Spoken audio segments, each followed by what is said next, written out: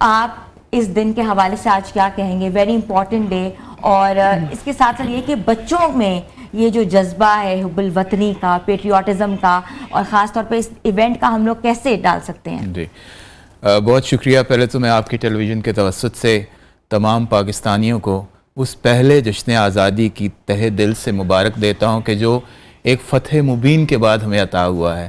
آپ دیکھیے کہ یہ اس طرح کی فیلنگ اس وقت پورے پاکستان کے طول و عرض میں دوڑ رہی ہے کہ جو آپ کے دلوں کی دھڑکن بن چکی ہے. بنیان المرصوص کی کامیابی کے بعد کس طرح دشمن نے بزدلوں کی طرح اپنی بری نیت کے ساتھ پاکستان کی طرف دیکھنے کی کوشش کی، اور ہماری بہادر، جری اور دلیر افواج پاکستان نے بری، بحری اور فضائیہ تینوں نے مل کر اس کے دانت کھٹے کیے، اس کے ناپاک ارادوں کو توڑا اور اس کو شکست فاش دی. آج مجھے الحمدللہ مشاعروں کے سلسلے میں دنیا بھر میں جانا ہوتا ہے. پاکستانیوں کا سر فخر سے بلند ہو چکا ہے. آپ یقین کیجئے کہ وہ سینہ تان کر چل رہے ہیں، اور وہ جو امید کی فضا دوبارہ سے دوڑ آ گئی ہے رگوں میں، ہمارے خون میں، وہ اب ٹریول کر رہی ہے ٹو ینگر جنریشن. جیسے آپ نے ابھی ذکر کیا یہ دو خوبصورت پیارے ننھے منھے منموہنے بھائیوں کا، اسی طرح ہمارے جو ٹین ایجرز ہیں، ہمارے جو نوجوان ہیں، ان میں ایک جذبہ اور جوش اور لگن اور محبت اور اعتبار ریاست کا دوبارہ قائم ہو گیا. وہ ساکھ برقرار ہو گئی ہے. میرا خیال ہے کہ اس سے زیادہ بڑی فتح افواج پاکستان ہمیں نہیں دے سکتی تھی، اور اس سے زیادہ عظیم تحفہ ریاست اپنے شہریوں کو نہیں دے سکتی تھی کہ انہیں سر اٹھا کے جینے کا حق دیا جائے. تو میں مبارک دیتا ہوں اس چینل کے توسط سے پاکستانیوں کو اس پہلے 14 اگست کی، اس پہلے جشن آزادی کے جو اس فتح کے بعد ہمیں نصیب ہوا. اور انشاءاللہ تعالی ہم پرعزم ہیں اور ارادہ کرتے ہیں اور مصمم ارادہ کرتے ہیں کہ اگر کسی نے پھر دوبارہ ہماری طرف دیکھنے کی کوشش کی تو ہم اس کی آنکھیں نکال دیں. پوچھوں گی کہ اگر شاعری کو نوجوانوں تک لے کے جانا ہو تو کس زبان یا انداز میں بات کرنا وہ ضروری ہوتی ہے؟ دیکھیے سب سے بڑی امید کی بات تو یہ ہے کہ نوجوان آج اس وقت شاعری اور شعر و سخن سے اور اردو سے جتنی بڑی تعداد میں جس فریکوینسی کے ساتھ اور جس شدت کے ساتھ جڑے ہیں، یہ اردو تاریخ میں ممکن نہیں ہو پایا تھا ایسا، اور اس کی وجہ سوشل میڈیا بھی ہے اور نوجوانوں میں اویئرنیس بھی ہے.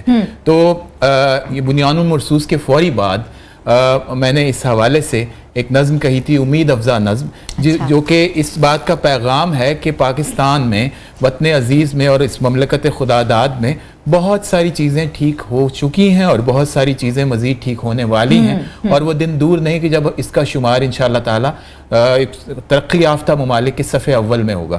تو اس نظم کا عنوان ہے، یعنی نا امیدی اور مایوسی کفر ہے، یہ تو قرآن کی آیت بھی ہے، لا تقنطوا من رحمت اللہ، اللہ تعالیٰ کی رحمت سے مایوس مت ہو. تو اس نظم کا عنوان ہے سحر ہونے کو ہے، ایک دیا روشن ہمارے بام پر ہونے کو ہے، ایک دیا روشن ہمارے بام پر ہونے کو ہے، آنے والا ہے اجالا اور سحر ہونے کو ہے. درہ خیبر سے لے کر خطہ مہران تک، سندھ کے ہر گاؤں سے پنجاب کے میدان تک، وادی کشمیر سے پیارے بلوچستان تک، اور گوادر سے ہمالا اور بلتستان تک، اب تلک جو بس مکان تھا آج گھر ہونے کو ہے، آنے والا ہے اجالا اور سحر ہونے کو ہے. 4 موسم، یہ نعمتیں دیکھیے ذرا جو ہمیں عطا ہوئی ہیں.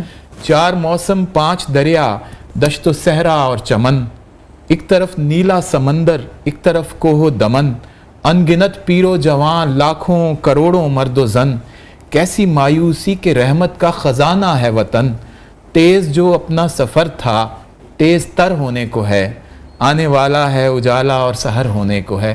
اور آخری بند ہے اس کا کہ آؤ پاکستان کی خاطر سبھی مل کر چلیں، جیسے پہلے چل رہے تھے اس سے اب بہتر چلیں، خود کو پہچانیں ستاروں سے کہیں اوپر چلیں، سر بلندی اپنا گھر ہے آؤ اپنے گھر چلیں، سبز پرچم اب جہاں میں معتبر ہونے کو ہے، آنے والا ہے اجالا اور سحر ہونے کو ہے، آنے والا ہے اجالا اور سحر ہونے کو ہے. تو ہرا جو ہے یہ سکون بھرا، عافیت بھرا رنگ ہے. ہرا ہریالی کا رنگ ہے، فصل کے پکنے کا رنگ ہے، کھیتوں میں ساون آنے کا رنگ ہے. تو یہ امید کا رنگ ہے جو اللہ نے ہمارے جھنڈے کو عطا کر رکھا ہے. شاعرانہ انداز میں آپ نے رنگ کی بھی نہ کہتے خوب بیان بازی کر دی. اور آپ اگر دیکھیں تو جو پاکستان کا جو پرچم ہے، ایز اے ڈیزائنر میں بات کر رہی ہوں، ایز اے گرافک ڈیزائنر، تو it's one of the best in the world.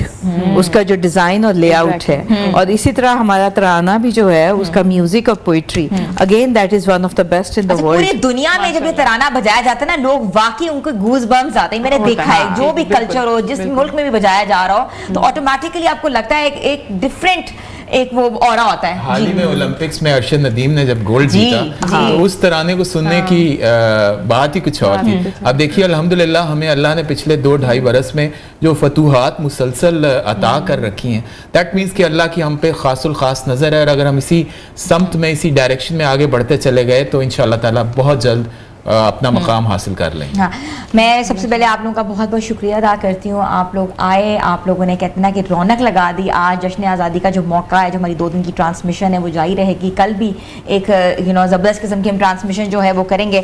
تو میں تھینک یو کرتی ہوں پہلے پروفیسر ڈاکٹر کنول صاحبہ آپ کا, کیونکہ آپ کے آنے سے واقعی کہتے ہیں نا کہ یوتھ کے اندر ایک واقعی جذبہ پیدا ہوتا ہے کہ واقعی ہم اپنے پرانے جو اولڈ ٹائمز ہیں ان کو دیکھیں, ان کو سراہیں, ان کے بارے میں لکھیں اور ان کو جانیں. تھینک یو سو مچ مہمان فارس صاحب. آپ کی جو شاعری ہے واقعی کہتے ہیں نا کہ دل کو چھو جاتی ہے ایز یوزول, اور آپ نے آج جیسے ہم پہ یہ رنگ ڈالا سبز کلر کا, وہ بھی زبردست طریقہ ہے.